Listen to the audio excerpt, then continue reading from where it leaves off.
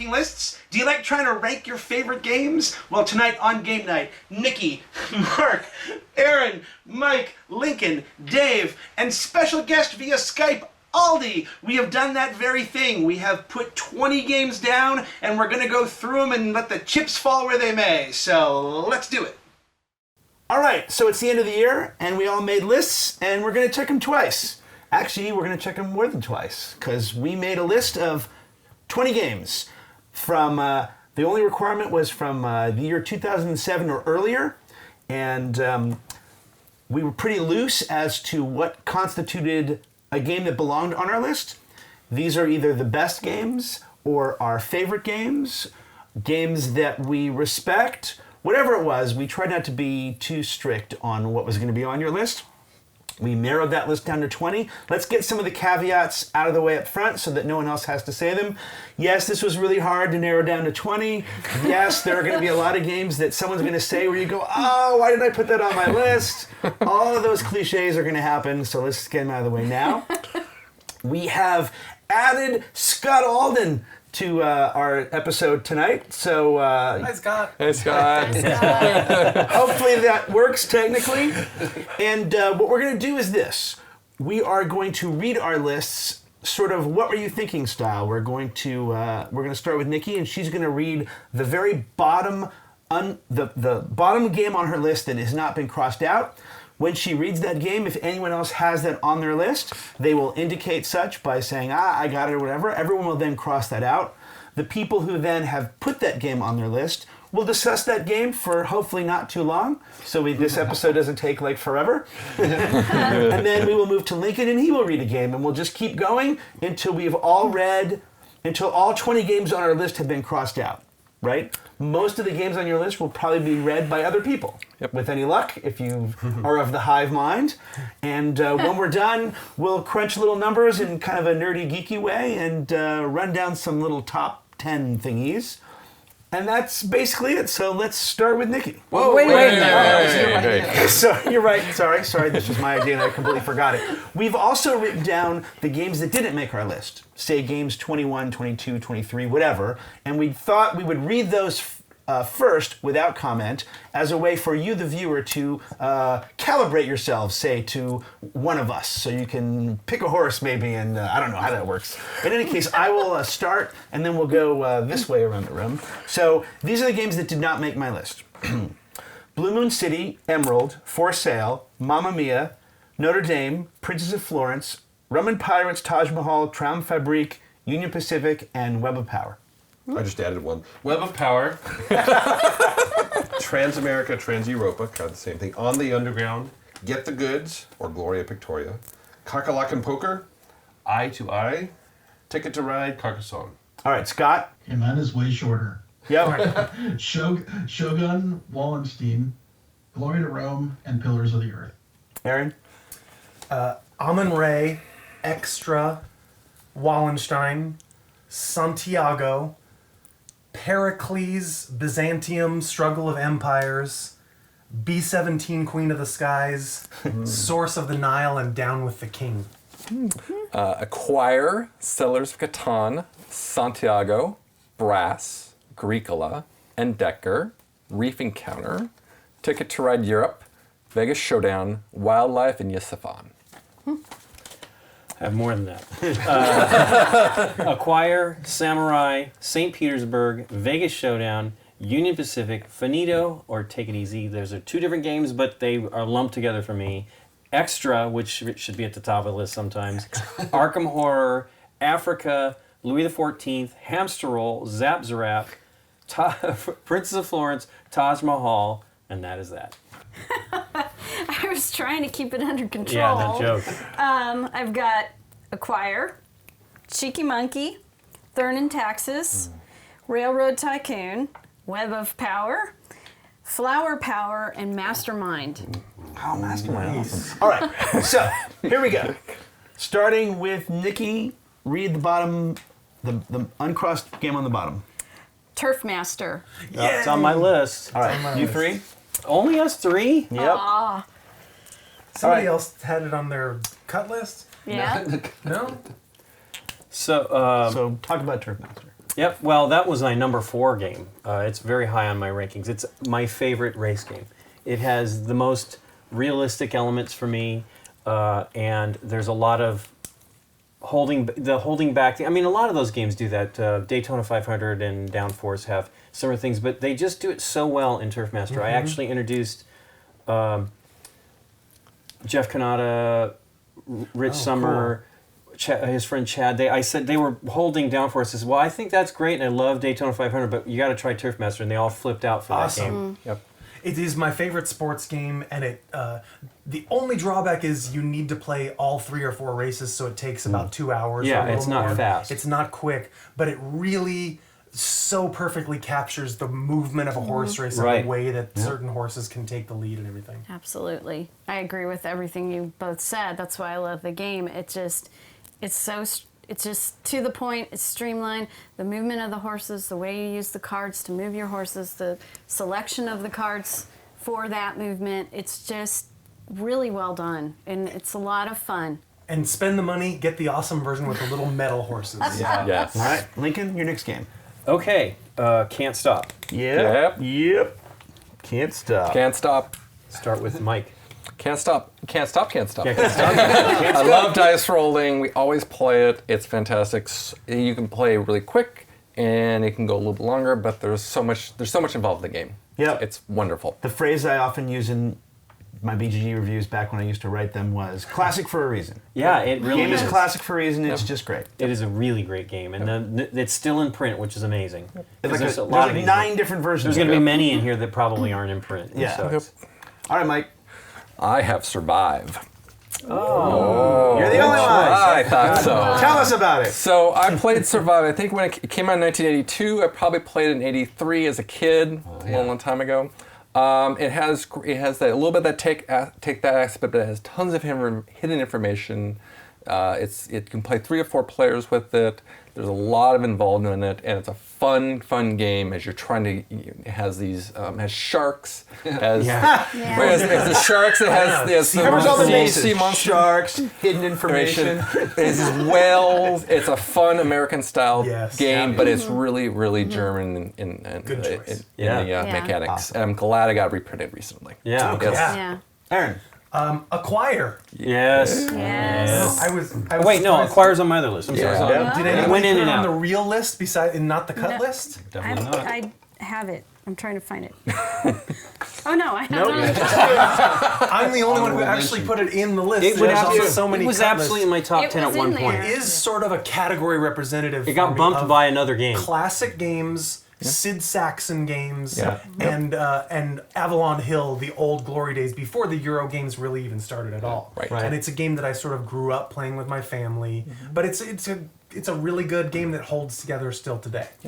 It's not something I revisit a lot, but it does sort of represent that sort of When was the last classic time you age played of- it? With you 4 or 5 years ago, probably. I don't think that's a long time. I played it For a classic like I guess it that. makes for a sense. game that was published 50 years ago. Yeah. I played it, more than once in the No, last fair few enough. years. Right. It was printed. It was 1964. And 4 of us mentioned it, even if we didn't put it in. 64? It was in my 64. top 20 at one point for sure. All right, Scott, you're next. Okay. Yep. For sale. Yeah, Whoa. finally. Did not put that on. Yeah. Just you and Mark, so go ahead, tell us about it, Scott. All right. So it's one of those games that you can play it in like less than 10 minutes. It has a bidding phase that's kind of cutthroat, and then it's got a simultaneous action selection phase where you're trying to pay the least for the best buildings. It's an easy to teach game, and I've played it probably 100 times. Yeah, this is one of mine that got me started in the hobby way back Yep. when, right? It goes back to 97. It's been printed multiple times, multiple publishers, and it's an easy to teach game, like Scott Yep. said. But then it's easy to teach, but then has like 2 levels of stuff going on inside. Very cool. It's like Acquire, I think, in the sense that the oldness and familiarity that we have with it made it maybe fall off of a lot of our lists, right? That's a great- Like, we all love it, but... Yeah. High Society and that were both like Yeah. burbling under the top, top 30. But I here. think, but I think for No, you're sell, next I game, think next one. one. for, All right. I think Next for one sell on is a my better list. game. It is, absolutely. Different horse racing games. Royal Turf or Winner's Circle? Yeah. Oh, no one You're else all, picked you're that all by one? yourself. You're all by yourself. Okay. All right. So that's Runner Knizia. The first. Knizia, yeah. There's going to be more than one of those Oh, on yes. this list today, right? Yeah. So what I like on that is that it's also kind of easy to teach, and it's horse racing, yeah, kind of, but it's really betting. It's a betting game more than anything else, right? And it's got the die in, the special die in there. So there ends up being, one, it plays with a lot of people pretty well, and there's a lot of cheering. It's the sort of game that people play and they understand what's going on, and there definitely is a lot of cheering going on. And you can play it where, you can't look at your bids, or you can play it more friendly where you can double check those things. And it's got a healthy luck component, which isn't true of all of Kenichi's games, but it's just super fun. Earl Grey always wins. Yeah. Earl Grey's the best. All right, number 20 on my list. Harry's Grand Slam Baseball. Big shock, he said sarcastically that it's on my list, but the shock is that it's 20. I am shocked by that. Number 20 on my list. 19.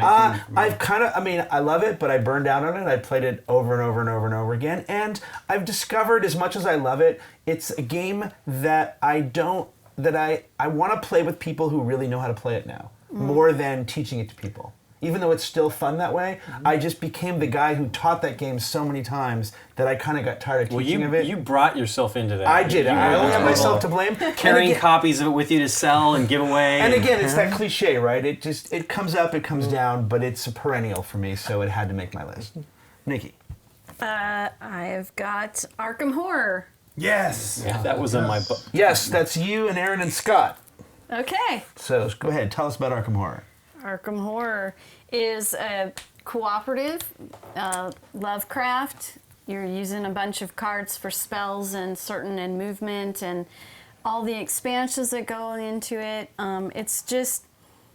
It's a fun kind of world to get into for several hours on a Saturday afternoon. And then after you set it up, you start playing for a few hours.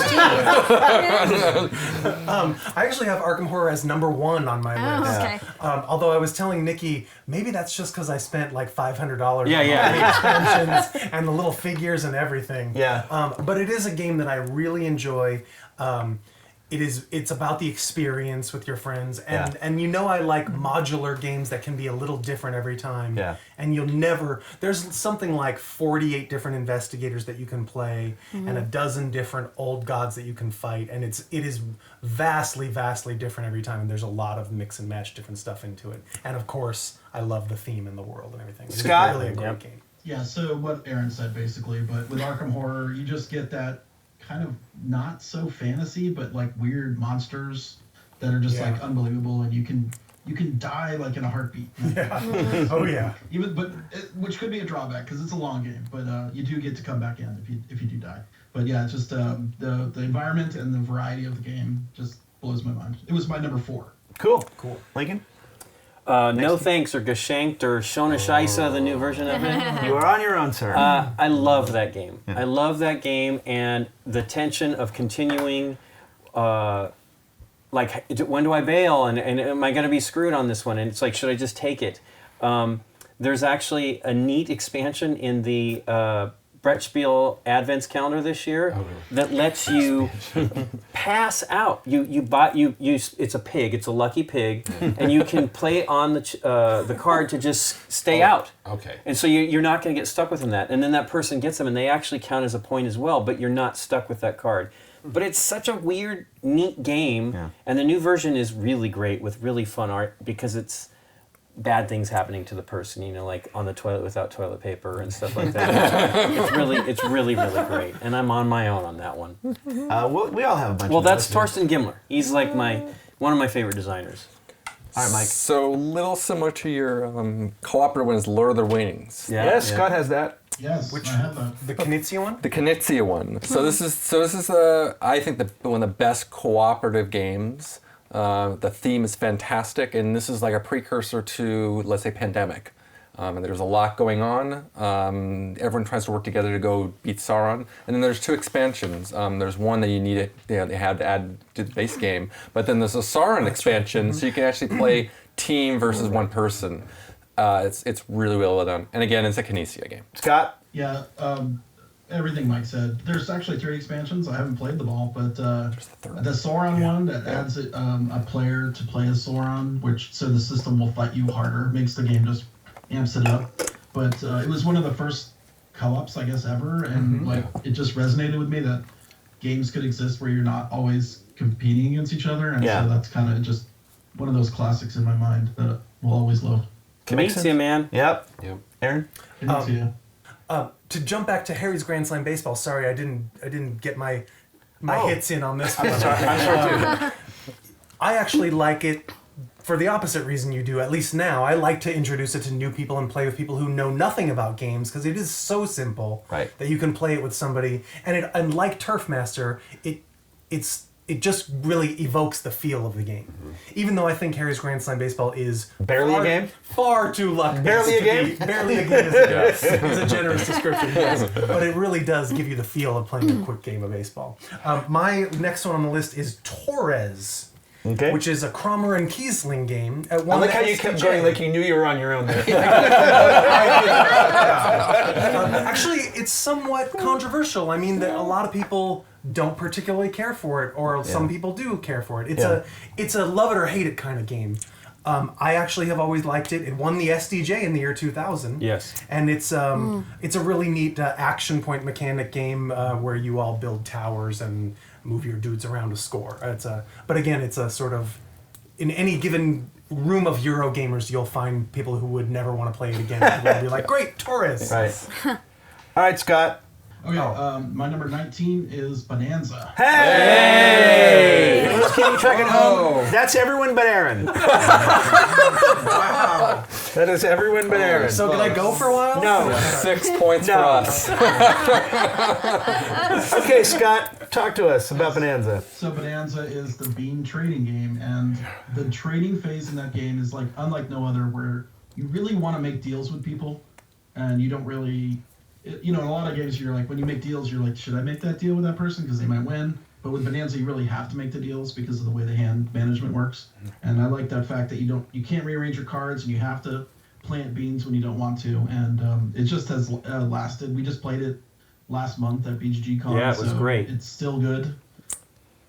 Anyone else? I don't need to talk about Bonanza. I will. Go ahead. I mean, yes, I've been around for 20 years, right? I love that game, and it's weird in that it's a little hard to teach. It's a little weird with new people to teach. To wrap their brain around it. Yeah, you got to get over that a little hump, but then once you get into, like Scott say, that first trading round, it's got that constrained trading. It's not wide open trading, right? It's got the Well, constrained for trading. future consideration, you have Yes. to make all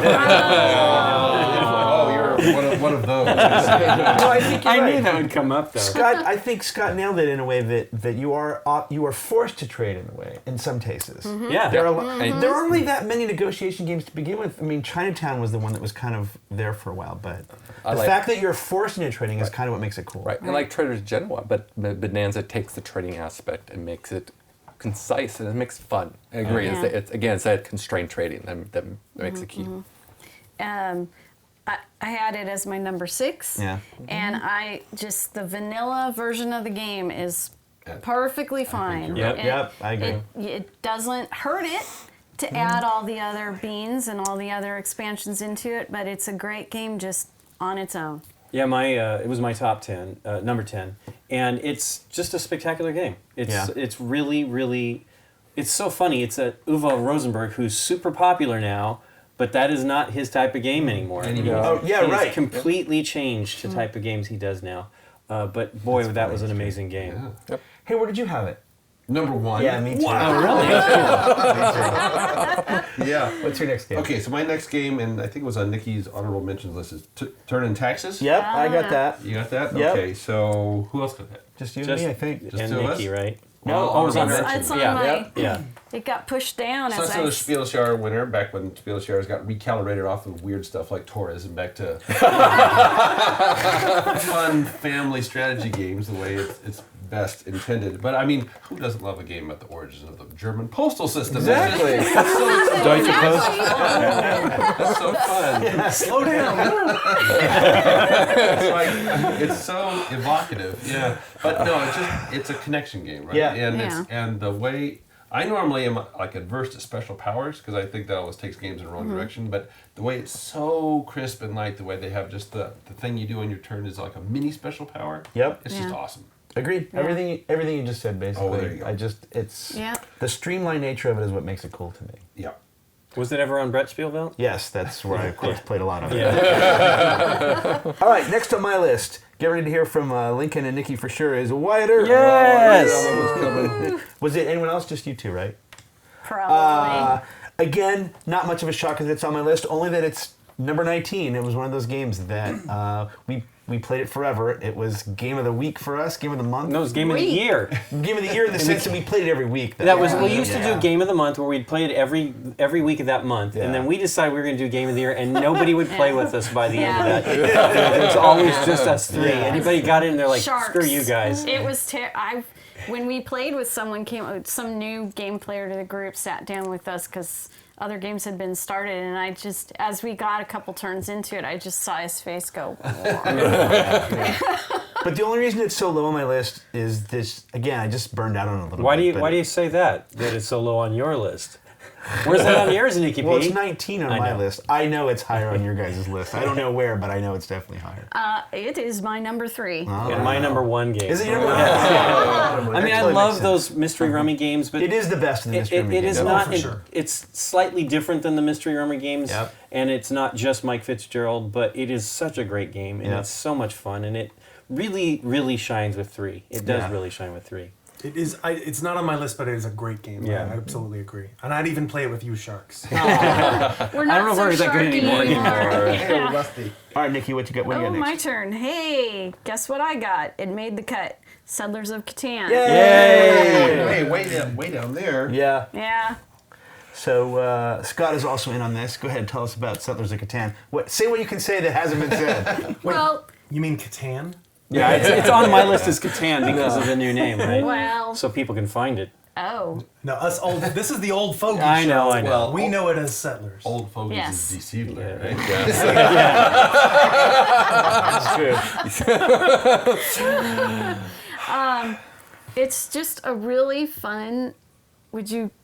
It's got a train kind Sure, of connections, yeah. connection and area control to it, and the dice rolling and the moving around the bad guy Robber. with Robber. the 7 Yeah.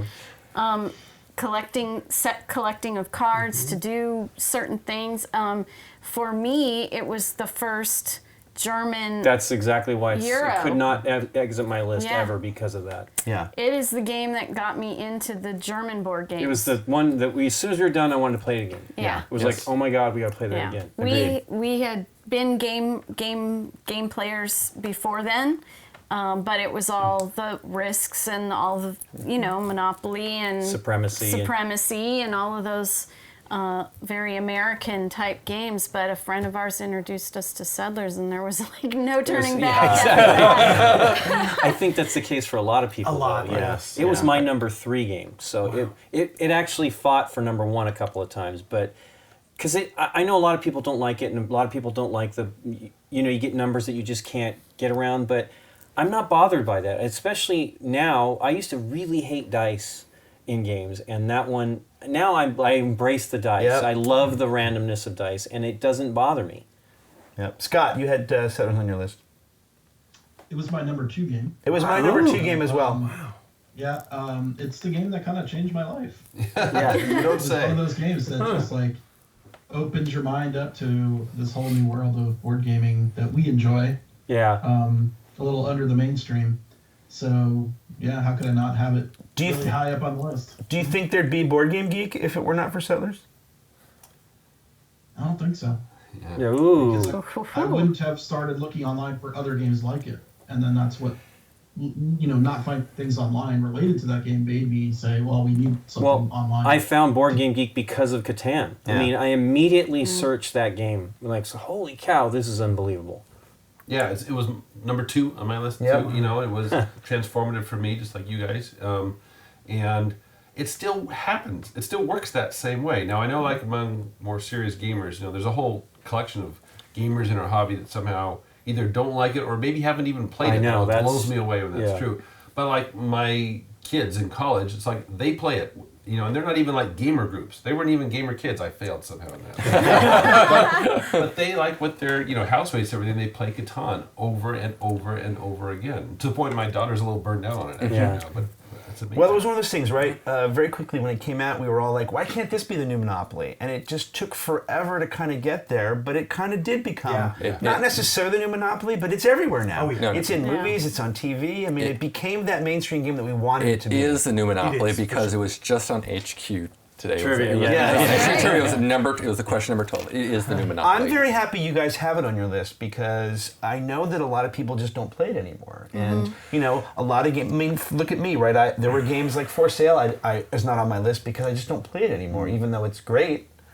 But as one of the few people that probably play that game on HBO, obviously, but I still actually play Settlers. So, but I'm very happy you guys had it. So, all right, Lincoln, what's your next one? Vinci, I know that's going to be on there. That's Lincoln and this side of the table. Yeah. So no Aldie on that one? Specific crowd. Because I wonder, I know he really likes Small World, which, you know, we all had the double episode thing about it, which I did not get to play on, by the way, since you guys love it with 3. But it is great with 3, but I love that game. Yeah. Really love that game. And I love, it has attacking in it, and it has a great speedy civilization thing where civilizations fade out and come back, you know, new ones rise, and it's really, really spectacular. Yeah.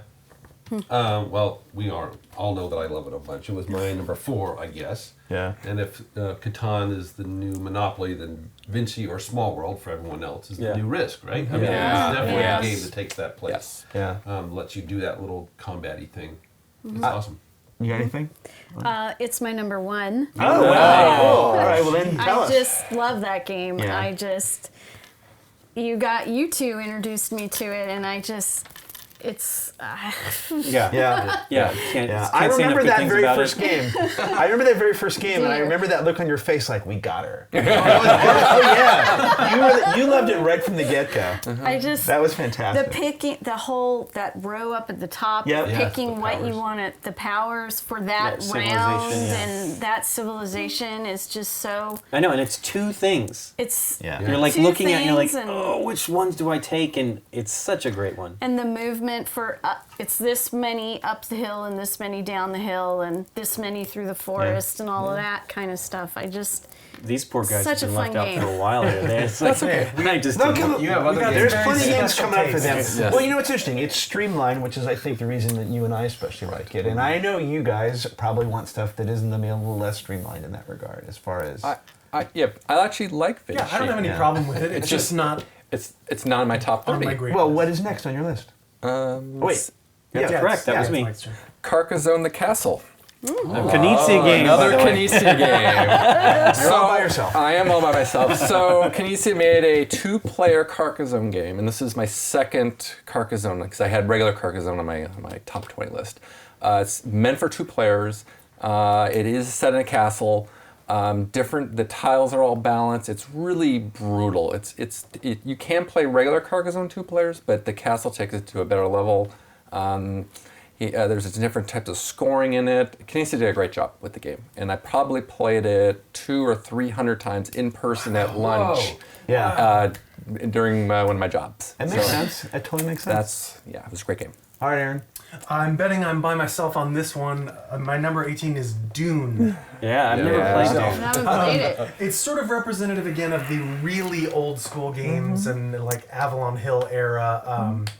I think it's even pre the David Lynch movie and based directly on the books. Yeah, sure. It is. It's a really neat game, and it's been reprinted and then remade by Fantasy Flight Rex or as whatever. Rex Yeah. without the Dune theme. Which I think people really But it's don't a really, like. it's just a really cool experiential game, and the different factions, different faction powers, different faction strengths, and some secret voting and a combat system where you don't really know. You're sort of blind bidding the combat, and one faction that has a super crazy, awesome victory condition where, like, I can win the game if I predicted that Dave was going to win the game on turn 6, and if he did, then I won. Right. Like, that's the coolest little. Do you have a like, copy of hidden that thing. game? I don't, but it's not. So that I hard. have a For French a long time, copy it was of it. super hard to Yeah. get. Yeah, I have and the that French was the copy, only one you could yeah, get. which I still But would it's a love really to play neat at some point in time, but I've just never gotten Again, it's around sort to of it. representative of just the old classic Yeah. war game cool stuff. All right, Scott, you're next. I always wanted to play Dune, but never did. It's a Cosmic Encounter is based on it. So That's right. I mean, you'd like it. It's up your alley for sure. Same guys. Okay, my number 18 is Show Manager. Yay! Yeah. It's you and me, Scott. Yeah. Of course. You That and should have me. been on my cut list. You and me. Yep. Do I start? Oh yeah, and Nikki. We're gonna count Atlantic Star for this. It's the same game. Yeah, Yeah, I it's counted it. basically the same Ostensibly a game. rummy game, but instead of drawing from the discard pile, you get to buy the cards. And once you collect enough actors, you're basically hiring actors to put on a show. And then you decide what city you want to put that show on, and you get a number of points equal to your best show. And then later in the game, you can borrow from that show, which is kind of cool. Where I had never seen that in a game before, where you can say, "Oh, I want to take away from my points to do better than I did before." So it's got a lot of cool new things at the time, and the art for the version I'm talking about was pretty amazing. It had unique characters for every card. Yeah. The thing for me that I always liked about it was a cool, very light balance of trying to make the best of what you have in front of you and trying to second guess what someone else is trying to do. And that's the thing that I like the most about the game. It's just that simplified, those two things I just love. So I actually chose Atlantic Star, which is basically the same game. I think there's Yep. maybe one rule that's different. In that theming of the game, you are creating a cruise. And I like that theming actually better than the show manager I agree. theming. I like picking the destinations of the cruise ship. It makes more sense Yeah. thematically anyway. All right, Mark. Okay, my next one on the list is another old, unique one, probably Mr. President. Anyone of Mr. President? All you, man. Okay, so this is even pre-Avalon Hill. This is 3M, which I guess Acquire is too. Yes. Yeah. Several things too. So a lot of the games on my list are like favorites I still play pretty regularly. And then Mr. President is like that, but a little different. I play it, but you can imagine when. I play it basically once every 4 years. And then it's just while we get all kind of revved up for a presidential election, it's fun to pull that. I've played some other presidential election games, 1960 and some other ones. Like, this is the one. That's the one? From way back in the 60s that I like. And it's got some weird dated 60s stuff in it with the way you roll the dice, but the way you actually score, more or less, by putting votes in a ballot box and then counting them up just I makes know it- that syndrome. That is awesome. That is so awesome. It scratches that theme itch for you so well. Well, right? it's not theme, but also just the drama. Like you, that like, makes sense. like people say, like a stand-up moment in a game is like that countdown is really cool. Drama. All right, my next game is Take It Easy. Oh, that was on my Finito and Take It Easy early. It's just, I think part of the reason it's there was I played it once with 180 people, and it was fantastic. Wow. It was a convention, every table had a box, and one person just read for the room, and it's just great. It's one of those games that almost never comes out. Finito is also great, but Take It Easy is still, I don't know. That's the same. I mean, it's the same thing. You're chanting for the number. Yeah. And Yeah. I like the Finito's precision where you're calling for a number. Yeah. You know, it's not you're not hoping for that one mix of three. It's why I like Karuba so much when Yeah. Karuba came Yeah, out, same but I idea. just have a fondness Yeah. for Take It Easy. It was the first one of those. It's a great one. All right, Nikki. Colorado is my number 17. Not on That mine. hurts me. That Me it's too, on my I know. list. Nobody? Just you. Just me. Cross it off and talk about it. Cross it off and talk about it. It's been a while since I played it, but it's a card game, and it's set collecting, and it's a circle of cards. Or a line Or a of line. cards. It's a Yeah. line Lines. of cards, Yep. and you're building up on the paths of the colors. Yeah. Yep. The sets of colors. Yeah, to win. Right, To right. win all those colors. I'm digging back. I know. But, a lot of what I chose here on my list has to do with if someone pulled it out, I wouldn't say no to playing it. That's a Absolutely. completely fair. It's as fair as anything. So if someone pulled out Colorado, I'd be like, let's that makes sense. do it. All right, Link, what do you got? Trome Fabrique is my number 17 game. Yes. So that is my favorite auction game. It is. Mine too. It is so much. It has Knizia's great closed auction system, and you're making these either great or terrible movies. You can win with a terrible movie. Yeah. It is so much fun, And sadly, the best edition is the German edition, which uses likenesses and has a soundtrack album. Yeah. You know, we were talking, Scott and I were talking about games with soundtrack albums recently, and that's so funny that one had, you know, it was such a great game. Yeah. And it's still around. It's now Dream Factory, I believe, is what it's called. And I haven't played that version. I'm sure it's pretty great. I played it. I mean, the gameplay is exactly Yeah, the exactly. same. But I like having the, you know, Yeah. The Hitchcock real- and the, you know. Yeah. It's the Yeah. theme. It's the theme and the real characters, which you can do in Germany and you can't do in the Yeah. United States. It's a great game. I don't have anything to add. That's exactly how I feel. All right. Where was it at for you guys? Oh, number 7 for me. Number 12. Wow, okay. What'd you have? Oh, you're at I'm 17, yeah. Okay, San Juan. Wow. Or the it's the precursor to Race for the Galaxy. That's right. Yeah. Race for the island of San Juan. So San Juan is a precursor to Race for the Galaxy, Yes. which may or may not be on my list later. It's a fantastic Alea game. There's a lot going on. It's really great. 2-player. You can play it 3 and 4. Yeah. I know that Dave and I have played it 2 players many Yeah, times. it's really fun. It's really underrated. There's a lot going on with the game. Still available though. Yes, It's one of those games. I also think it's really good because Race for the Galaxy is maybe too complicated. San Juan, you can get it in, and it's a little more straightforward to get into the game for new players. All right. Okay. Aaron? I feel like this is my only party game. I feel like you guys might have all forgotten about these, but how about Time's Up? That Yeah, almost yeah. made my list. Nobody? No. Yeah. Time's Up. It should be on my It list. should be. I mean, like Dave mentioned some good convention games. Time's Up is the perfect, like, it's 3 a.m. What should we play all play now that we're punch drunk and like we got 17 people standing around. Yeah. It's and I'm always looking for games that you can play with any age group and any gamer, non-gamer. This goes over great with family members and friends on vacation. We know people in that in our immediate circle that would probably be #1 game for them. Oh yeah. Oh, yes. Yeah. And I mean, I've given it as gifts. I've played it 100 times. It's an evergreen. It'll always be there. I think Time's Up is a fantastic party game. I completely agree. Yep. All right, what's Scott, next what do you for you? got? I have Kalis. Kalis. You and Mike. Me and Mike? Yep. Just us? Okay. So I don't know if you remember when it came out, but I think it was the gamers game that gamers were waiting for. Yes. The buzz on that game was through the roof. Everybody had to play it. I think it was one of the first like worker placement games back, like of complexity. Yep. Yes.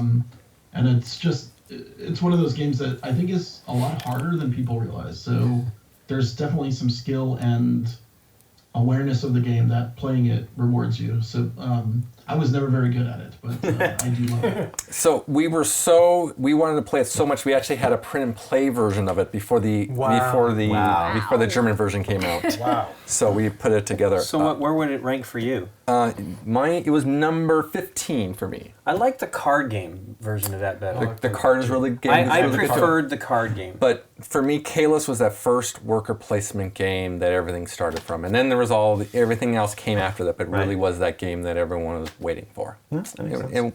It was 2005. So again, I think it changed a lot of the games past that. You're right. So it's on the list. My next one is On Guard. By myself on that one. I Yeah. knew that would be there too. So another Reiner Knizia, another Yep. 2-player game exclusively. We talked about that before. It's one that I got back when you still had to get games, games people play, the retail Yeah. store in Boston that Yep. my brother was there and picked it up for me and brought it back. This is how it started. And that's maybe not, doesn't tell you anything about the game, but that's like that's what the hobby was back then, right?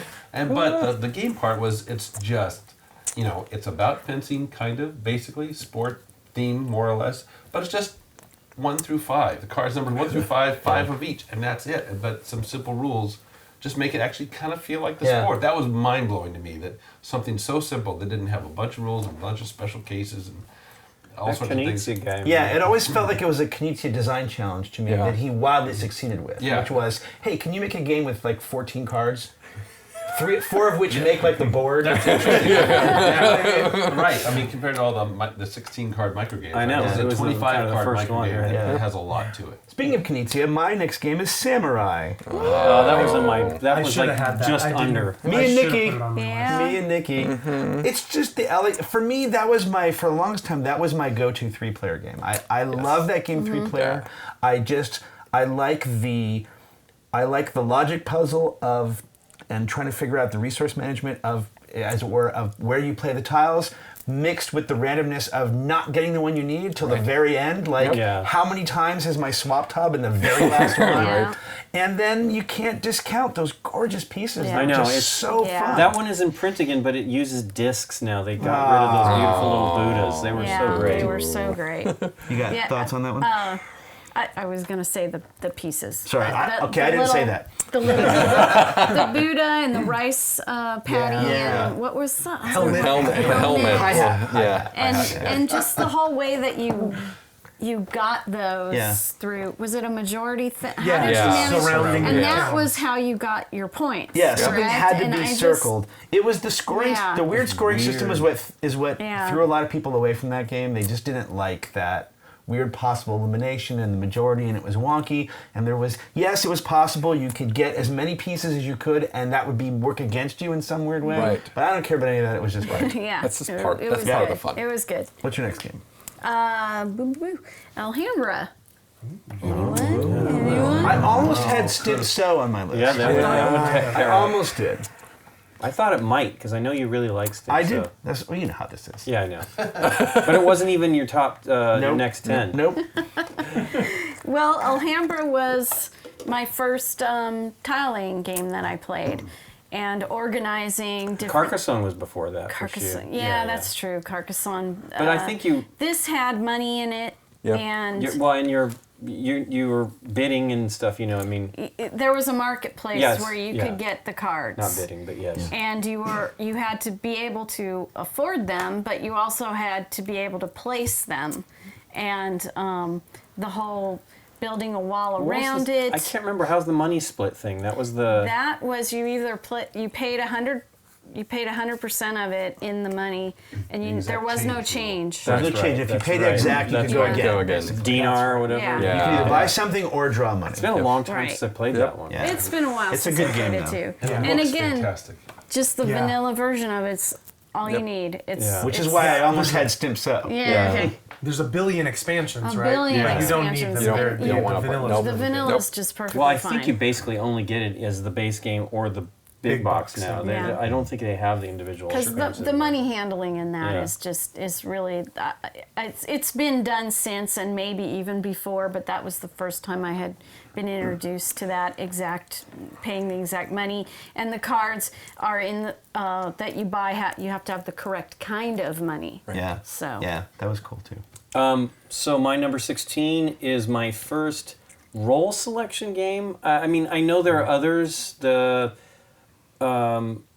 Citadels and Moiter. Verrater, right? Yeah, but it's Puerto Rico. Yeah. Puerto Rico was Yes. the other like breakthrough watershed moment for me, like Catan. It was so spectacular, and it really still is a great game. I was sad to see it tumble from the top of the BGG ranks so many years ago now. but it had lived there for so I know, long. but it is such a great game, and it really is. I'm the only one on that one. no, No, I I had had it. it. I No. had it. Okay, Yes. good. It just occurred to me. I'm like, I didn't hear anybody say. Yes. But it really is a great game, and it really, it did that role selection really, really well. I love that. But element. I think there's also multiple paths to victory. You Yeah. have to deal with the other players. You have to maybe do some seat selection. You have to see what other people are doing. Right? There's a whole crafting thing. When you craft, when you not craft. Yeah. There's a lot involved in that game. And Yeah. it's still actually test of time. I would play it. Yeah, I'd play it it's again now, and I think I spectacular actually game. played it this year. Yeah. Yeah. I really liked that game. That All right. was my Is this the three of us? number Yeah. 12. That was Yeah. my 16. Okay. Okay. Okay. All right, Mike. So I have Web of Power China. Yep. Oh, Web I'm of glad Powers you had on that mine list. too. Woo! Yeah, I'm Leave glad that off somebody the had list. it too. Yep. Yeah. So you and I, Lincoln? I guess so. Okay, back to us again. So it's a great 3-player game. Yeah, There's a lot going on. It's really subtle. It's really thinking, and it's actually really short. You can probably I play know. it 30 minutes or I less. know, and it's beautiful. It It's is. Franz Wollwinkel with this great, like, little puppet art on the cover, and I prefer it to the China version. I'm happy that it came out. It needed to be reprinted. It had to be reprinted. I just wish that they could bring that one back out again because I really love that game. Yeah. And then on China, the base game has 2 different boards, and there's a lot of other print and play boards. And Right. totally Well, that's Michael changes- Schacht. His totally Schacht changes the too. game. He does that all the time, which Right. is, I don't know if he does as much anymore, but it was one of the greatest things because you could go and get expansions for Coloretto and stuff and print them out yourself and stick them in and things like that. It was really, really neat. He really engaged with his audience more. Right. Like one of the first published designers, I think, that did right. that. Yeah. And it was his, Timbuktu was his company, his publishing company. All right, Aaron. I have yet another Reiner Knizia. I know we have a few more of those coming up. Oh, yes. I just want to say you can't overstate the importance of his games Yeah. on this era of the Eurogame industry, right? Yeah. I mean, Yeah. we're talking about so many of his games, and so many of them I have were 8. games that I have brought 8 them- on my list. I tried to limit it to 3, not including the ones on the just below the top Yeah. 20 list. But like I was saying to you earlier, he was like the Steven Spielberg of the 1990s and 2000s game industry. I mean, he just was hit after hit after hit after hit. Yep. So this is also one of a few more nearly perfect 2-player games that I enjoy, and it's Shot Yes! All right. Yeah. And you're the person who taught it to me. It's my number 4. Wow, it's my number 16. Yeah. Well, I'll let you talk about it, but just real briefly, I would call it a poker variant. Yep. Because Yeah. you're Sure. making Yep. 3-card hands in 6 different suits Yeah. on a little battlefield and competing for 9 stones. Why don't you tell me what you like about It's it? the epitome to me of a game that is really simple and has nothing but agonizing decisions the entire game. You could not be more happy in that game when you have an obvious play that you know you're going to do. Yeah. Because Yeah. that doesn't happen very often. And it's also kind of a chicken game. Like, do I pull the pin? But what about Aaron? Maybe he won't. It's like, Well, that one's in print again too. Yeah, it's Yellow. brand new, I think beautiful it'll design. It's implement yellow. some of the battle line Yeah. elements Special to right. it. I don't like those rules, and I play the pure game. Yeah, I Have you agree. played the new version of I it? don't need yeah, it. I've got I don't it. need all the. Yeah, I don't I need haven't special got it yet. powers. No, you No, don't. You shouldn't no, use special no powers. special powers. It's just Old so. fogies play the vanilla games. It's so simple and beautiful. It's It just, really I love is. it. But yeah, that's a great new version. Yeah. Hey, speaking of Knizia, Scott. Speaking of Knizia, I should have more Knizias on my list. Maybe I should have thought about this. Your list is fine. Medici. Medici. Those How many three. people has that? It's just Just you, the me, and three. Mark. This corner here. Okay. Yeah. So, something I love about that game is when you're building your boat, and you can build your boat, and you're building boat of goods that you are eventually going to bid on. You can knock people out of the bidding just by taking more goods than they can hold. Yep. Yeah. That is my favorite part of the game. So when you buy goods, they go in your boat can only hold 5 things. It's 5, right? That's Yep. right. And then once your boat's full, you're done, and then you go score, and you try to get you're collecting goods and trying to get majorities and that stuff. Unfortunately, they still haven't got the color schemes right. It is a cursed game. Yeah. Or the scoreboard. Well, the newest game is amazingly it's Vincent Dutray. Yeah. Amazing. The colors there's still a color. It's not confusing. usable. Like the colors are too close to each other still, Couple of but close. it's still a great game. Yeah, I love that part too. We've Yeah. had Oh yeah. many conversations on discussions. Medici all the years. But the other thing, and I've said this before, that I loved, probably other auction games have this too, but when I played it, in the beginning, and I would agonize over what to bid for something, and it's just numbers. It's kind of like the Unguard thing I said before, Yeah. just numbers. Yeah. And Schottenthal, you're talking just numbers, right? And then someone says, they think, and they squint, and they say, 7, and you go, oh my gosh, that's exactly what I was doing. You can't figure out why was 7 such a magical number on that bid. It does win that special award of probably the best game that has the most additions in which none of them are kind of correct. Yes. It's really fascinating Yeah. how that somehow the design of that just doesn't work. But I don't care. The game's so great. It plays 6. I love it with 5. I love that as a 5-player game. It's just fantastic. I love the discussion about player counts. It's so funny. I have one question though. What was the one Knizia game that was like the gentleman's club betting? Members only. Yeah. I love that one too. I liked that for a while, but that kind of came. Well, and went. you gave me that copy. Oh, there you go. That's where it went. I was so happy to get that. All right, Okay. my next one is another little Knizia title called Tigers and Euphrates. Yay! Or Euphrates and Tigers for the old timers. So, how many people have that? I think Everyone but me and Aaron. Okay. Wow. All right. And Scott, has it too. I So- think Scott has that much higher in his I have list. to admit, Yeah. this is a game I do not play very often, and I don't exactly know why. If so many people love it, why do we struggle to get it on the table? Because it shouldn't be on your list. No, that's not it. But yeah, it was just it's direct confrontational, Yeah. right? And that's unusual for Right. for any German game, let alone a Knizia game. But I don't know what to say about it. I mean, I would Go say ahead. it's opaque.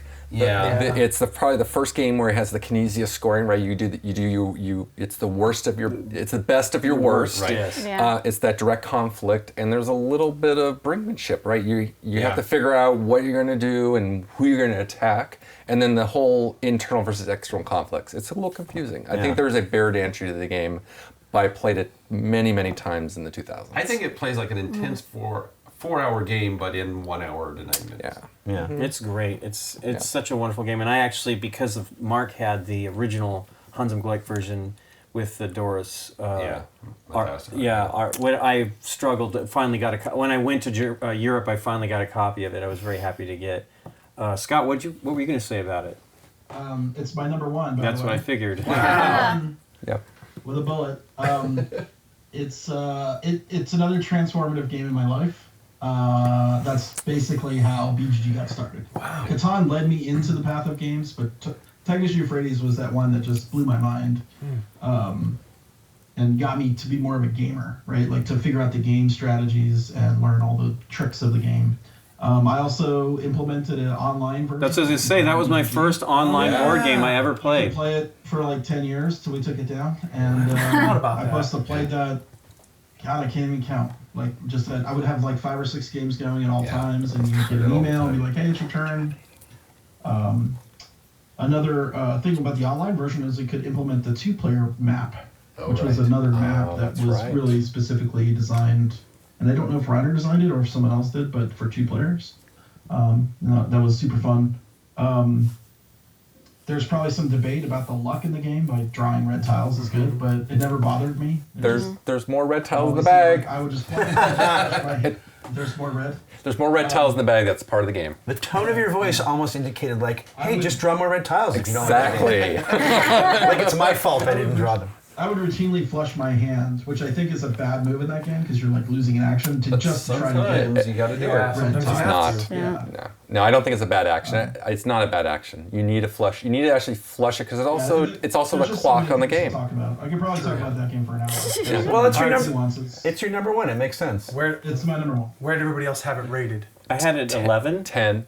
I had it 11 also. All right. Speaking of Knizia, my next game is Raw. Did Scott have it? Scott does have it. Raw. I'm looking at it right now. Believe me, it's another one of them. It's one of those, again, it's one of those, God, how many games did this guy do where you could say, like, this was kind of the base version that inspired the things that followed? Yeah. Although I don't know how many things really followed Raw, other than, of course, Raw Dice, which did not make my list, even though I love it. Oh. And Yeah. and Priests of Ra, isn't that a That's a thing too. Yeah. simpler version also? Razzia. Razzia. Yeah. Yeah. But it's Raw all is- about Raw. I don't even know what to say. It's just so good. Did you have that on your list? No. I did not. Yeah, you did, though. Go. It's one of my favorite games. It adds that again. It's Knizia. It's luck. There's the figuring out where the bidding tiles go. What you're bidding this turn goes in the middle, so you can get it again or go for next round. There's so many intertwined mechanics in it, and there's so much depth to it. Yeah. It is. I had it at number 8. It is a great game that I will always, like Nikki said. Somebody puts it on the table right now, I'd say, great, let's play. I'm not going to say no. Yeah. But like a lot of Knizia games, it is a little opaque, and you are not going to grasp it on your first play. I feel like. So here, this is something that helped me not master, but definitely become more comfortable with it. After the first 3 or 4 plays, I still didn't really know what I was doing in Raw.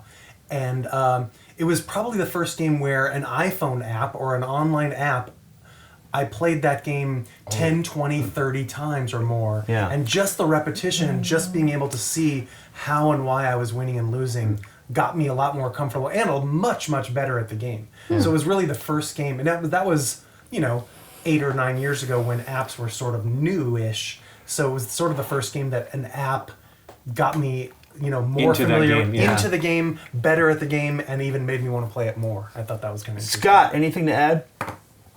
Yeah, I love the theme of it. Egyptian theme with the monuments and the Nile and the flooding and the civilizations and the famine. And it's just a really kind of simple bidding game. It's a closed bidding game, right? You're giving up your tiles. That was another thing I really liked. The sun time. You're exchanging your tile Yeah. with the one in the middle. So your high tile is ostensibly going to be eventually be low. So you can start out strong, but then get weaker. And then potentially sometimes you can sneak in and get like a very strong tile Yeah. with a low tile. Yeah. I'll just I'm add. terrible at it. I'll just say when I this. always have a plan in that game, and then when it comes to me, I'm like, do I set the auction out, or do I just try to make it better? And Right. I always I screw it up every time. Not a lot of auction games have push your luck. That was what I was going Oh, to add. sorry. I was just going to add that one last thing, and the reason, the other thing I love about it is it has that brilliant. weird press your luck aspect to it that I think is maybe one of the things that people didn't like about it. But I think it's brilliant. so But good. that's it's like can't stop. It's so much fun. Yeah. It is that press your luck. What do you got next, Nikki? Is it a Knizia game? Better be a Knizia game. My number 14 is Vegas Showdown. Ooh, good. Yeah. Okay. Yeah. So tell Yeah. us about Good. Vegas Showdown. Tile laying. Yep. Yep. You're building casinos. Yeah. Yep. It's in my bottom. It's below 20, but I love that Same one here. too. You're bidding on the room, the slot machines. Yeah, the and different gambling rooms and different stuff, and the gambling restaurants rooms, and you're setting up. the sports bar and all that or whatever. Yeah, and there's like I like the flow through thing. Yes. Like you have to be able to start at the front The door entrance, yeah. and get all the way through the casino. I thought that was a very, at the time, interesting mechanic in it that you couldn't cut yourself off from. It had to be fairly logical. I just have a lot of fun with that game. Yeah. I never thought about it until you just talked about it just now, but that almost kind of begats Mad King Ludwig in a way. A little bit. Yeah. Yeah. I see The one thing that game that hurt it is just the production has never been great on it. No, Yeah. it's very The mats are still terrible.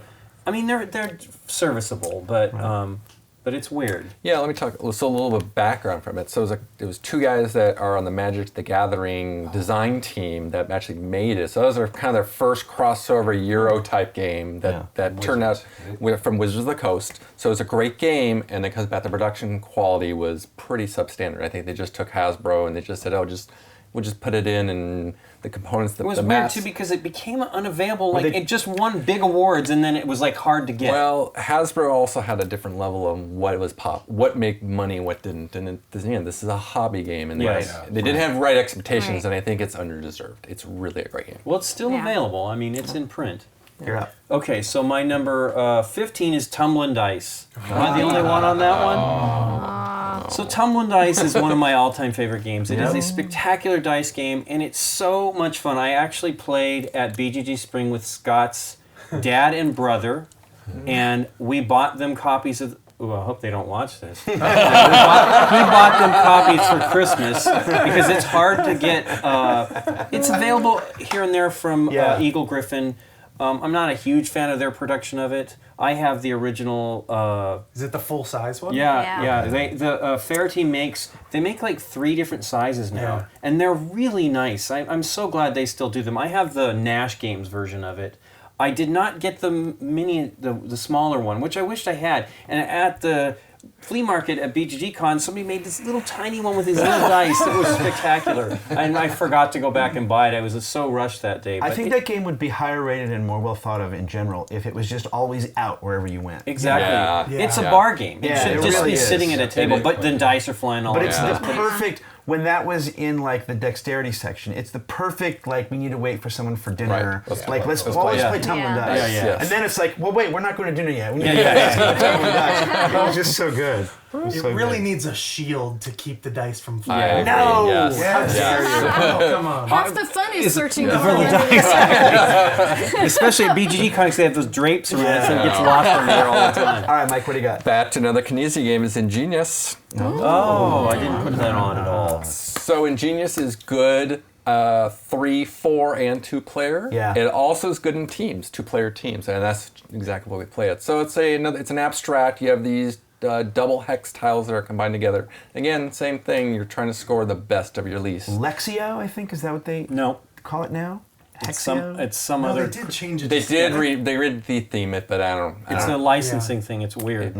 Einfactional. Einfactional, yeah. That's No, the no, original they name. changed it again. Something came It's out like new. just this last Yeah, year. it's a whole new Yeah, it is franchise Lexico now. or something. Lex, Okay. something like that. Something like Hey, that. great game. I don't know what else to say with it. It's an abstract. It's a good abstract game. I would rather play that any day over. You know, let's you say, just said 2-player and then team player, and I realized, man, that's how many games are like that's so right. good. It's good on 3. It's good on 4. God, It's so good good. 2. It's good on teams of 2. Yeah. All right, I got Agricola. No one? Scott has it. I'm in. At 50. It was on my other list. I guess a lot of people are maybe burned out on this now, but and again, it's got a billion expansions, but I still think the vanilla game is fine. I consider it up there with like Settlers and Carcassonne as like a grandfather of the industry now. It's a game that can get people in and people can play forever. And like Terraforming Mars, I appreciate the large deck of cards that you might never see every bit of. Yes. You can craft your variability. farm in a totally variable way each time. Yeah. Scott? Yeah, I think the cool thing about it was just the number of cards that you get with that Yeah. game. And the endless possibilities, and like you're dealt like a hand of 7 cards and you're trying to figure out how to put them all into play at some point, and it's really tricky. Also trying not to starve in that game. Yes. Very hard. Very difficult Where did you game. rank it, Scott? What's that? Where did you rank it? It is my number 3. Oh, wow. Yeah, it's pretty high. Pretty high. I remember staying up all night doing paste up version and the German version for BGG Con when it came out. Because we couldn't get it. There was no English version, so we had to It was crazy. and Yeah. get the Wow. German paste up. You know? And it took a year, I think. Zev Z-Man was Yeah. one of his first big published games. That's right. And I think he was worried about making it too big. He was like, oh, I don't know if I should print 5,000 copies of this or not. You know, which Jeez. sounds funny, right? But Yeah. Yeah. But it was a huge. he wasn't sure he was going to be able to sell them all. Right. So, You're he next. was a big monster. Yeah. You're next, Scott. Okay. My number. I might be by myself on here with 15. It's Goa. I have Goa. You and Mike. Goa. Yep. Mike. Me and Mike, we're like soulmates. They are. Well, you describe Goa. So Goa is it has 2 phases in each turn. You're doing a bidding phase where you're putting you're using tiles where you can put your guys, and that determines how you're going to bid these tiles up. And then there's an action phase where you're actually doing these specific actions. You start off the game with the limited number of actions. I think it's you have 4 rounds, each of 3 actions. So you're basically min-maxing your actions during the game. Each player has a track where you can then upgrade your actions, and when you take those actions, they give you better abilities. Whether, let's say, drawing 2 cards, you draw 3 cards, or take additional ships. Another closed auction type game, you can bring money in, but you're only bidding with the people and the money you're handing. You're always giving your money to other people. Again, I think it's fantastic 4, and you can play it 2 players. It's not as strong in 3, unfortunately. They did reprint it, and it does fix some of the sort of imbalances of the first version, but I think that if you know what they are, you can at least work your way around them. Anything to Original add, version. Scott? No, I just remember it being one of the first games that had like a technology track in a Euro. where you're increasing your ability to draw cards or get more resources or whatever. And that was always fun to me. It's like, well, this time I'm going to try to get my exploration track all the way down to the bottom and make, when I do my exploration action, I'm going to draw 6 cards. Right. So that was a fun part of the game to, you could keep your technology balanced, but you were never going to be very strong at anything. So sometimes you would want to dive deep into the technology. And it's Rudiger Dorn, and he's got that little walking mechanism that he has in a lot of his games where you walk around the map. And that's in the first half of the game where you're doing the auction, like with his tiles grid. It's kind of one of those games that I think went way under the radar these days. It's forgotten. But I see it played around here a lot by the 3 or 4 people that just love it. I mean, it has not died. Oh no, if we there's 3 of us that play a lot, and then there's the 4th person who's the guppy. So. Okay, my next one is Basari. Basari. I'm gonna peek. Adel Reichenstein. Yep. Can I say Adel Reichenstein? You just did. Yeah. Right. I think that's okay. Yep. So Basari is. It's a kind of it's interesting. It's like a Germanification of some American style roll and move game, kind of. You roll and you're moving around a track, but there's this blind bidding thing in it. There's this awesome. It's not really constrained trading exactly. Well, I guess it's trading. Whatever. It's this constrained thing with the gems bidding. So it just is really light. Now, I know Scott prefers the more gamery version that adds a little bit more to it, but I also like the aesthetic of the whole thing. Just the real. It's got this nice wooden bits that are in like these sort of like neutral colors, and I don't know, it just had an overall, what a pleasant German family game kind of vibe to it for me. Scott? I like Basari too. I think Adel... Edelstein and Reich. Edelstein and Reich, I don't want to drop that name. Has just like a little more like powers and rules and stuff, like events that happen.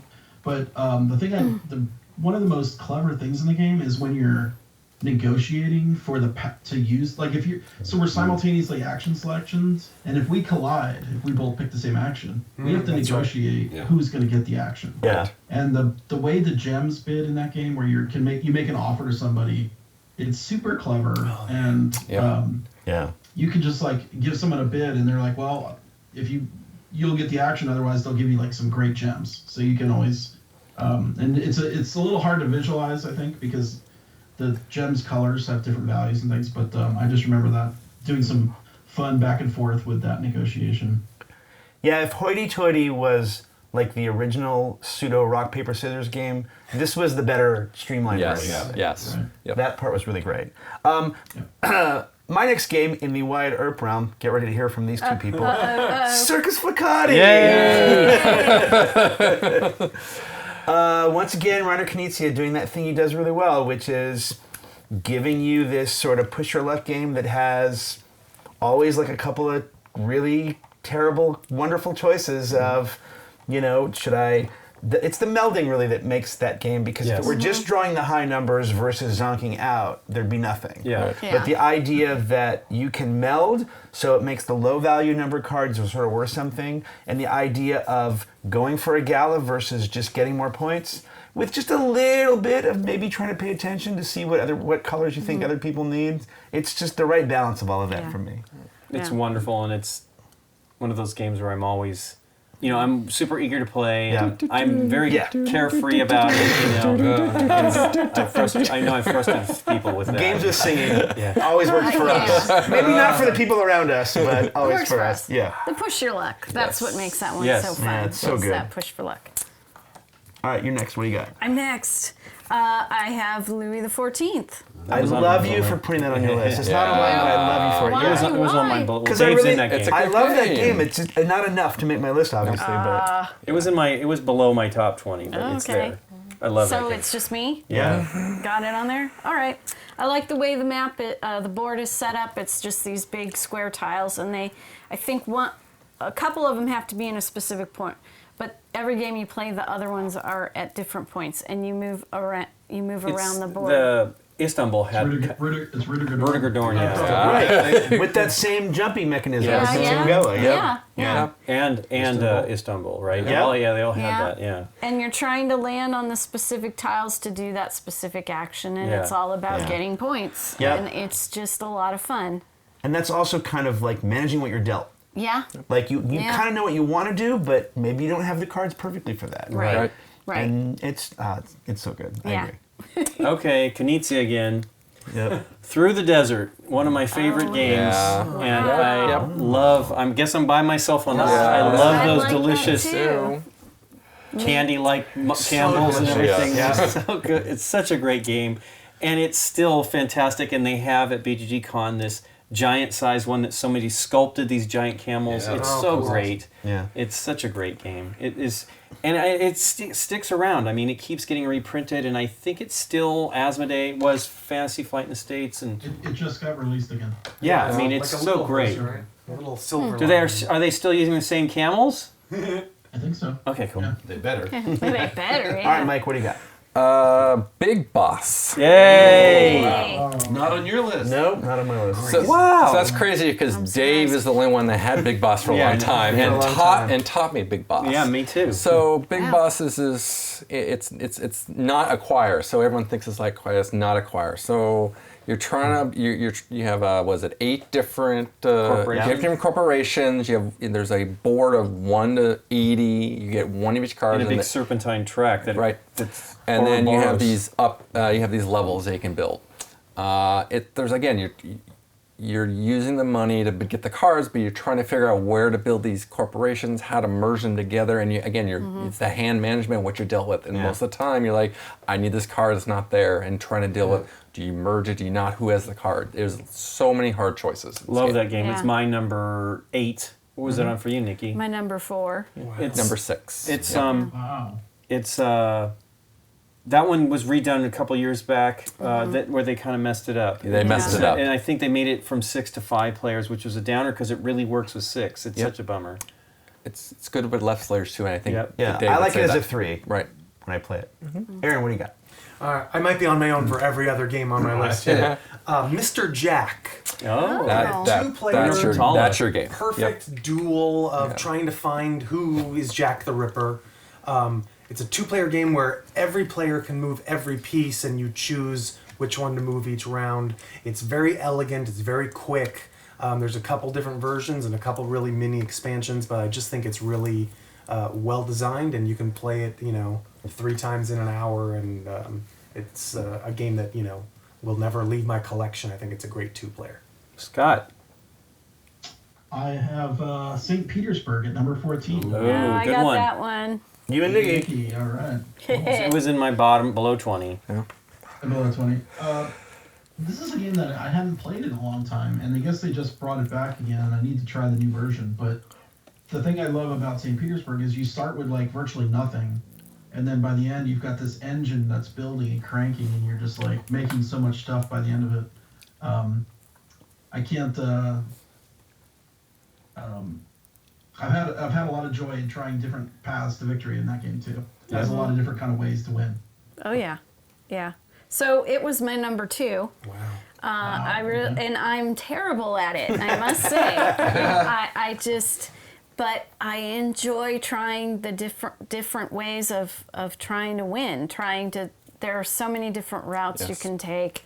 I know the game. A lot of people feel like there's the mistress, right? mistress route, The aristocrat. and the observatory. Aristocrats, yeah. routes can ruin the game, but not. I mean, you're still dealing with the order in which the cards are dealt, and it doesn't always work out that way for you, even if you want to try that route. I love the board. I love the way the cards shift around, the movement of the cards as you buy, and all that kind of stuff.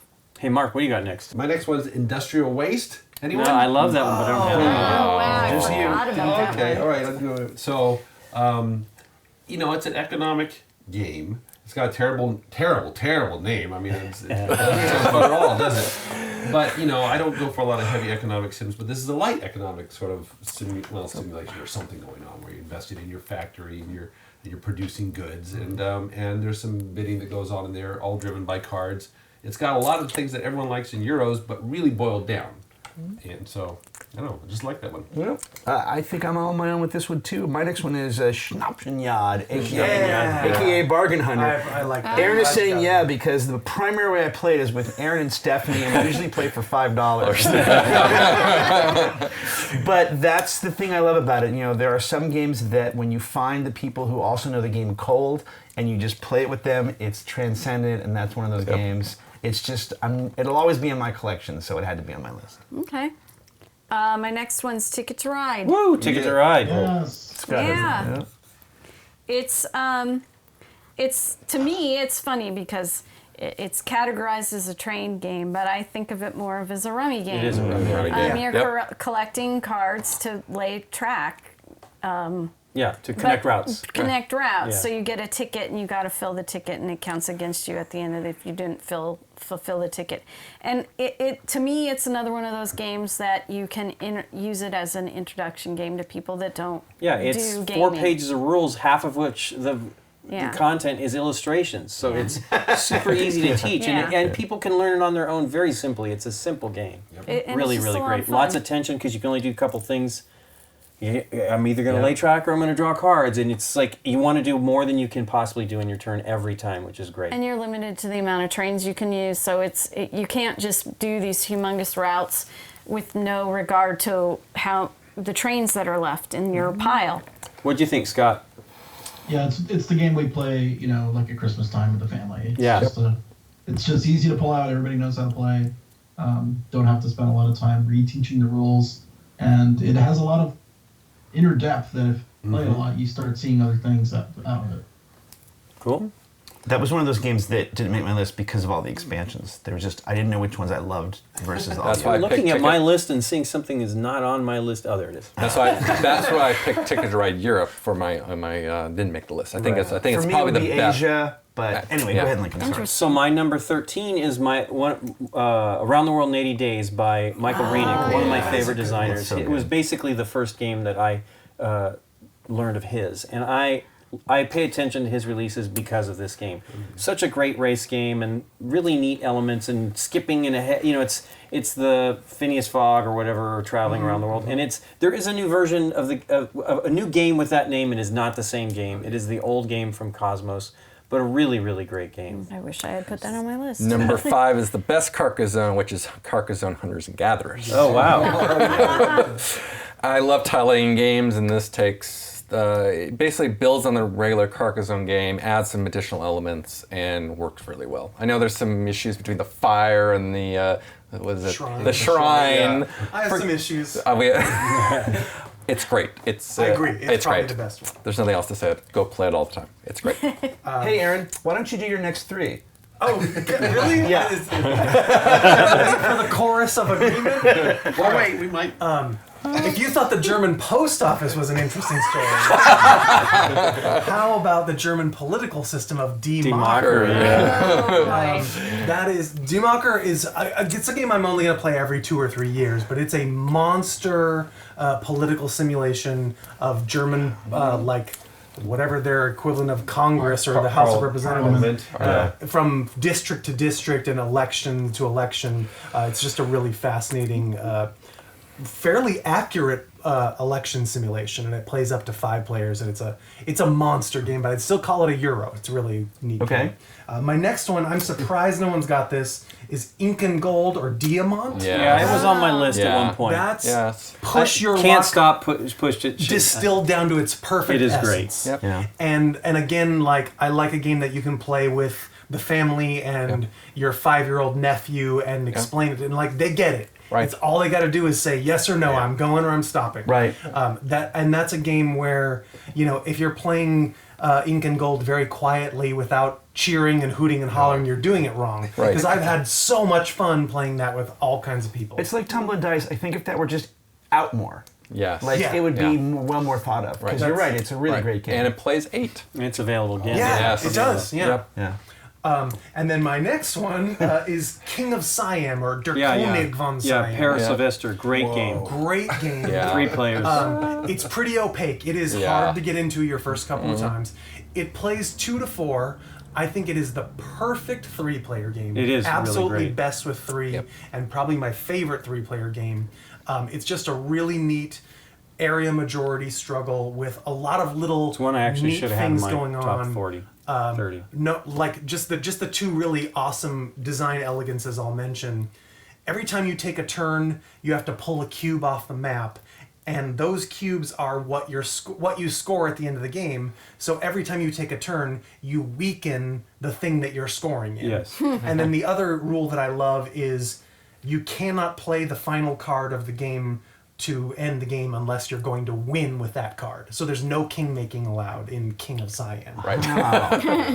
If you can't win with that card, it's just unplayable and the game is already over. Yeah. Wow. Yeah, awesome rules. I forgot about that. And, That's and really like cool. like Lincoln said, like the rules are like 2 pages. Yeah, it's They're very, very simple. simple. That was redone recently too with a The British King theme. is Dead, Yeah, British theme. Yeah, it's exactly the same. Yeah. No. Hey, Scott, why don't you do your next two? My next two.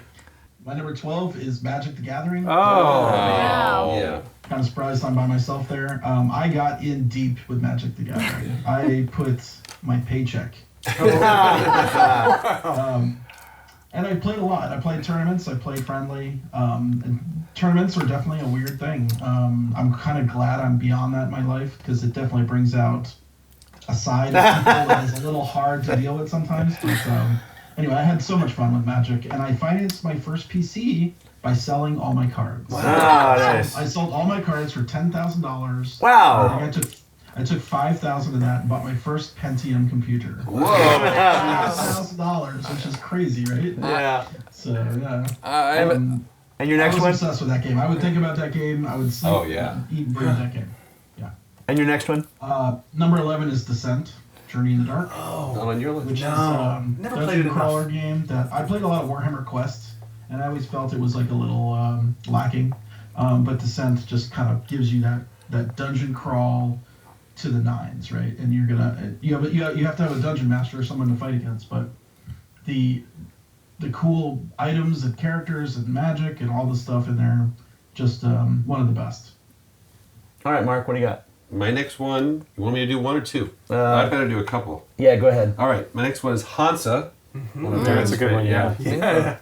So, like Web of Power, it's a Michael Mike Schack game. Schack, yeah. It's sort of it's basically kind of a pick up and deliver game, Yeah. but boiled way down to almost Very just a slim. delivery game Yep. without the pickup part. and this common ship thing which is another really cool a great part game. to it. I really like that game. I know it's in Scott's top 100. I know that. Was I all on that Yeah. one? Yeah. I just assumed I was all on that one, but I really like it. And the next, going way back to the 1800s, I have Crokinole on the list. uh-huh. And I don't know. There's a lot of games like that, parlor games and other things. Whether you put poker or chess or classics on the list, how they fed the list is kind of weird. But Crokinole was weird in that it kind of crossed over into the hobby, our part of the hobby, right? And suddenly just kind of like tumbling dice. Yeah. It was like a thing, even though it's really from another Era, yeah. era and century. Century. So, and that's just one of the family go-tos. Yeah, it's a great for game. holidays and things like that. My next one is Africa. Oh It was down below. I love Africa. The thing I really like about it, other than I love setting, the setup takes forever, unfortunately. That's what I don't like about it. But other than just the game mechanism of, moving, flipping a tile, how the things all score, but on a broader level, it's a very granular game. Like, everything scores at least 1 point. Yeah. So what Africa is about is squeezing out maybe that extra point, because Yeah. that's the only way you're going to win that game, Yeah. right? Everything you do scores on some level, and the scores usually only go from like 1 to 5 points. So if you can make something a 3 instead of a 2, you have to try for it, and Yep. that's what I love about that game. Who designed that game? Hey, that was Reiner my- Knizia. I had that. Who else had that? It's below. It's in Just my, you and me? Yeah. All right, well, You know. what do you got, Nikki? Am I doing my last two? Sure. All right, my number 9 is Speculation. Yep, that's in mine too. Yeah, that is a lot Number of 7 fun. for me. A lot of fun. And it's very fun when people are hooting and hollering Yes. and into it. getting Yeah. into it. It's a market game It's a that's market just so game. much fun. It really does a great simulation, of markets and over investing. The bubble bursts and it drops in value. It's so great. Yeah. Yep. Yeah. Don't actually do that one. Save that one. Go ahead, Nikki. Okay. My next one's Power Grid, number 9. Yep. Power Grid is one of those, probably my first real deep game where the brain was just, how much is that plant worth? And it was so difficult. And it's still a really, really great game. And I love that he keeps doing maps that thematically tie into that country or that region. It's just fantastic. It's so cool that he keeps working on that one. Really great. Again, it's one of those auction games where the value of something is different for you than it is for the other players, Absolutely. and you have to do it on the fly. Unfortunately, the other part of it is that it's a very math heavy. You have to do a lot of math in your it's head. definitely. So it's not. I've taught to other players, and they don't think it's fun. It's like doing. Oh, I have fun with that one. For I sure. love it, but I also like doing math. Did either of you ever play the original Funkenschlag? Where you I mean, actually I have. I It's a hate good game. crayon yeah. games. No crayon games ever. No. All right, well, what's next on your list? That was number 4. So number 3 is Amun-Re, another Kinesia. Yeah. So Number 21 for me, just Yeah. off the list. So Amun-Re, again, you're in the 2 different phases. There's 3 rounds and 3 rounds. You're building out. There's 15 different scoring areas that you're going to be bidding for, and there's a neat bidding mechanic where you can, when you place your bidding token, you cannot go back if someone outbids you. You can't go back in the same location. You have to go somewhere else. But there's some cards to balance that out. And the other thing that's really neat is that at the end of the 3rd round, you score, then everything dies, everything's removed except for the pyramids. So then the 2nd round of the game, there's already intrinsic scoring to some of these other areas. Because those pyramids. I love that. I love that element of that game too. Fantastic game. I'll do my next 2 that are themed together. Okay. Is when I first started getting into the hobby, I realized quickly that one of my favorite designers was Martin Wallace. Okay. And I listed several that I left off the list, but you kind of expected a couple to be in there. So I have Liberté and Princes of the Renaissance, which are probably my 2 favorite designs of his. Liberté is the French Revolution, but it's mainly an election game, an area majority. Princes of the Renaissance is Italy in the Renaissance, and it's mostly auctions, but it's also got a war backdrop. Yeah, which where I the really cities liked. That was the most compelling thing about that It's game. a It was really- like a really neat way to do war without making it painful. Right. Because it's also got essentially a stock element into it too, because you're buying into these cities without directly being responsible for any one. I think I played that game with you back in the day. The only time, the first time and one of the only times I ever really played it, because I never had a copy. I need to buy one of the new ones. The new one was really good. That's cool.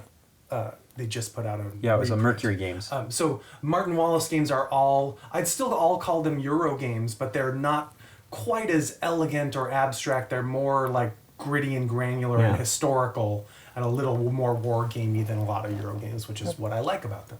All right, cool. Scott? Okay, my number 9 is To Call. Yeah. Nobody else picked To Call? No.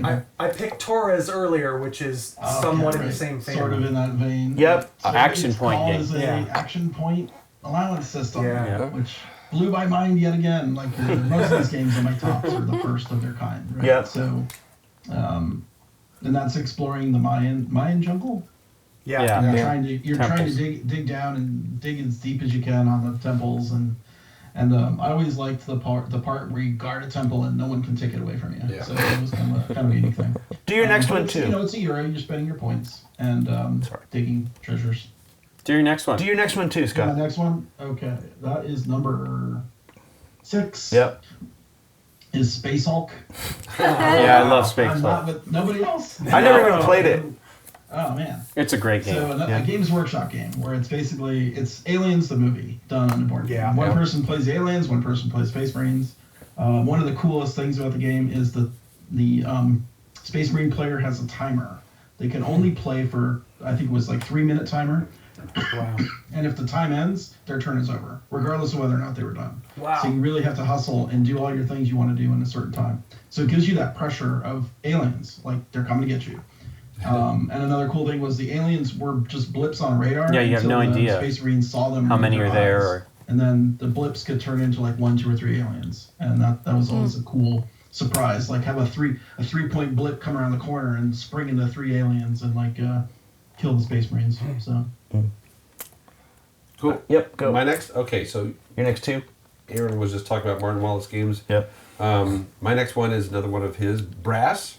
You Yep. have Oh, Brass? yeah. No. Nikki loves brass. So you said gritty and historical. That's the way Sure. a lot of Wallace games are. This is gritty and historical economics, and heavier than I normally like. But I just love how what's really going on in that game, both history-wise and game strategy-wise.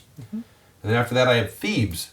Yeah, it's so good. yeah. I almost did I should that. have Thebes on my list. Is that right? Okay, so Thebes, you know, it's got a luck element that not everyone's going to like, but other people are going to love the luck element because you're digging out of a bag, in the I love desert for archaeological finds, and so in the game you dig in a bag, and you may find just dust and just worthless stuff, but you may find other things. And then what's going on game-wise, and the rest of it is kind of like Around the World in 80 Around the Days. World in 80 Days, Yeah. right, and just super fun. Yep. All right, I have Extra. Extra. I love that game. And it should be in my top 10. I know. It's dice. It's Venezia. It's one of those love-hate things that people have because some people just don't like it at all. EXXTRA. But Do you hoot and holler while you play that game? course. Yes. Oh, that was our favorite with you. And you guys at midnight. We always played the game in the middle of the night. It was great. Yeah. Again, sort of press your luck, Yeah. but it's one of those few games where you can be way ahead and finish the game last. You can be way behind and just all of a sudden have like 4 or 5 great rolls and win. And that doesn't always happen. In fact, it usually doesn't, but it can, which is awesome. And in that realm with Knizia, I'm going to move to my next one, which is Lost Cities. Yeah, it's a great game, too. It's just, again, classic for a reason. It's not quite Shot and Totten. They're similar, but not. There's a certain bluff, sort of a chicken game element to Lost Cities. But the chicken game often in Lost Cities is not against the other player, but with yourself. Yes. Like, should I pull this trigger? It's not even a question of what my opponent is doing. It's like, do I want to take that chance? And I love that decision making in that game. Okay, so the reason why I didn't put Magic the Gathering on is I put Race for the Galaxy on. Yeah, of course. So I played tournament Magic since almost the beginning. I played for a long time, and I did very similar to what Scott did. I did fund my first apartment with my Magic money. But Race for the Galaxy takes the fun of making Magic and doing that role selection in a 30 to 60 minute card game. It's phenomenal. Tom Lehman created a fantastic game. There's tons of replayability. There's so much depth in the game. And again, it plays 2, 3, 4 players really easily. Was that your number one? No, that's my number 2. Is your number one been said? No, it is not. Go ahead, do it. So number 1 is El Grande. Yeah, of course. So El Grande is my favorite game. It's that area control. It's set in Spain long time ago, but it also has special actions. It plays really well with 3, 4, and 5, and there is that take that and screwing over other people, which I think makes the game fun. You always have to do some type of bluffing and work with other people to see, do you take them the leader, do you not? And that role selection of when you go and play the cards and you can only play a card that someone has in play, there's a lot of great mechanics of it. Always be my favorite. I've got a themed pair next. Okay. This is probably my favorite game mechanic / genre is card-driven war games. Okay. And it's Twilight Struggle Yeah. and Here I Stand, which I think are probably the 2 best ones. I think Twilight Struggle might have been what knocked Puerto Rico out of number 1 on the Board Game Geek rankings for several years. It was. Twilight Struggle is the Cold War, U.S. versus USSR, and Here I Stand is the Wars of the Reformation and the Reformation of the Catholic Church, up to 6 players, and that one will take all day. It's best to play online. But they're both deeply, deeply historical, make you feel like you're almost within the history book playing. And there are several historical events and battles and things that I didn't even know about until I started playing those games and found them on the cards and then went, I wonder what that is, and I'm going to go look up more about it later. Yeah. And the base mechanic is the card-driven mechanic, where you have a card that has an event on it, but also some action points, and you can choose one or the other. And sometimes the event will benefit your opponent or yourself or both or some other things. So there's a real fine balance in how you spend your cards, and I think that all those games are pretty brilliant, and they're very, very not historically accurate, because you're recreating history in your own way. But they definitely do place you in the period in history, which is fun. Scott, what do you got? Okay, I think this is the last one on my list, number 5, Fury of Dracula. Oh, I'm so surprised I wasn't on the list. Nikki too. No, I feel like Yeah, I love I that can't game. believe I don't have Brownie on my list, honestly. it's like that should be on my list. I just screwed it Take up. a mulligan on that one. Scratch it in. So Fury of Dracula is the hidden movement game where Dracula is trying to create vampires and the other players are the vampire hunters trying to kill him. I've played almost every version that's come out, the Games Workshop versions, the Fantasy Flight versions. And I've always played Dracula, so I don't know what it's like to hunt Dracula. Wow. Wow. So I only know it from one side of the game. Oh, wow, that's fascinating. Yeah. So, but it's got a lot of like fiddly things. There's a lot of rules. Yeah. You really have to like be focused to finish it. No, I'm with you, Scott. That should be on my if the list. investigators make an error in logic, they cannot. I mean, they might get just totally lost. Yeah. But there's a lot of things in that game that kind of bring the hunters back into it. So it's got like that luck factor. But anyway, just love the theme. I love Dracula. The Bram Stoker's Dracula. That's what it's based on, and so good. All right, Mark. Okay, so my last two on the list, this is my number 7 and 6 on the list, is Reef Encounter. Yeah, Of course. Yep. Yeah, Richard Breeze design. So I'm a sucker for biological, environmental, ecological theme sort of things, and I like what's going on in the game. It's sort of related in some ways to Tigers and Euphrates. You can see some similarities, but there's some. So it's pretty sharky, actually, I think, as a game. It's not normally my sort of stuff, but I don't know. That one just really clicked with me, probably because of the theme. And then the number 6 on my list is Decker, that everyone sort of associates. It's kind of like you were saying about some of your favorites too. It's not that I burned down on it, but that's why it's dropped a little bit. I mean, it's not like my number one, but it's like anytime someone who knows me from something, you know, friends or podcasts, whatever, they say like, "Hey, let's play Decker." So I actually get a chance to play that pretty often as things go. But I always liked. Discover the map type games, either in video games or in board games, and this is the board game that did that the best for me, where you just sort of like expand as you go. I have 2 left. My number 6 is Moiterer, a game that I don't know if it would be on my list if I couldn't play it on Brett Spielwell, because it doesn't mean I don't love it, but it's just my ability to play it enough to see how much I love it. It's like for sale. It might fall off the thing. I understand why a lot of people don't get into it. There's an enormous amount of shuffling in that game. That's why it works so well online, because you don't have to do any of that stuff. But the elegance of that design, and without getting into it, just the weirdness of the number of cards in your hand is how far you want to move the boat. So, but you can only play only the cards on the table count for you. So there's that weird dynamic of trying to figure that thing out. I love that game. And then my number 3 game is Tichu, of course. Of course. I don't really think I need to say anything much about Tichu. Everybody pretty much probably knows that game, and if you don't, I don't think anything I'm going to say right now is going to make any difference. So you're done. You're done. You're done. I have one left. All right. It's the golden helmet guy on my BGG avatar. It's Warrior Knights. Oh my gosh. Unlike the last few things I've talked about, it is not historical. It's sort of pseudo-historical, and it's a sort of an ultimate, what we sometimes call Ameritrash or experiential or thematic games. It's a heavily thematic game. You're making war on a European-like continent against the other players and conquering their cities. And the one really neat Euro-y thing about it, though, is you have you select your actions for the turn and then take a couple neutral event cards, and then you shuffle them all together. So you don't know when your actions are going to come up. And by the time your march order comes up, the guy you might have wanted to attack has already gone off and done something else, or the city you wanted to sack has already been reinforced. So there's a real sort of like unpredictability to how the actions play out, which is a really clever system. And there's a neat political system. There's some overseas trade.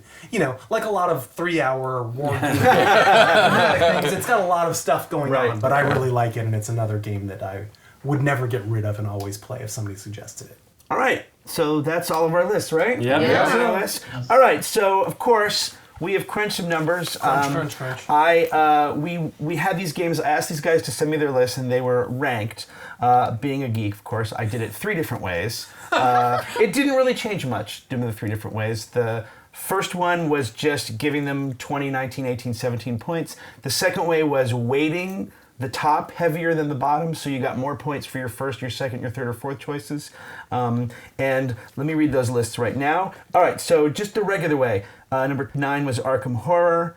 Tied for 7 and 8, 8 and 7 were Circus Flaccati and Wyatt Earp. 6 was Raw, 5 was Big Boss, Tigris and Euphrates was 4, Vinci 3, Settlers 2, and Bonanza was number 1. It helped that it was number 1 on Mark's list and my list, and it was the game that was on 6 of the 7 lists. Yeah. It was the only game that was on the most lists.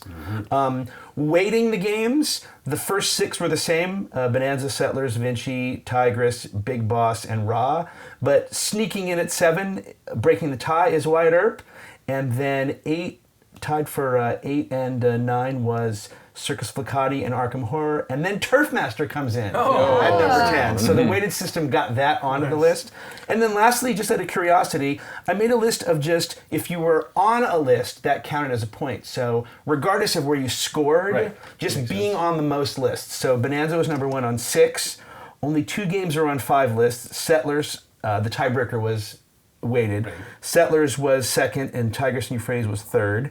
Only 2 games were on 4 lists. Vinci was 4th, and Ra was 5th. And then a ton of games were on 3 lists. And the way it worked out was Big Boss, Circus Fliccati, and Wyatt Earp tied for 7 and 8. Traumfabrik manages to sneak on by this method as 9. And tied for 10 was Puerto Rico. And on the opposite side of the scale, Harry's Grand Slam. Well, it was weird. You had Arkham Horror and Circus Fliccati tied on one. Very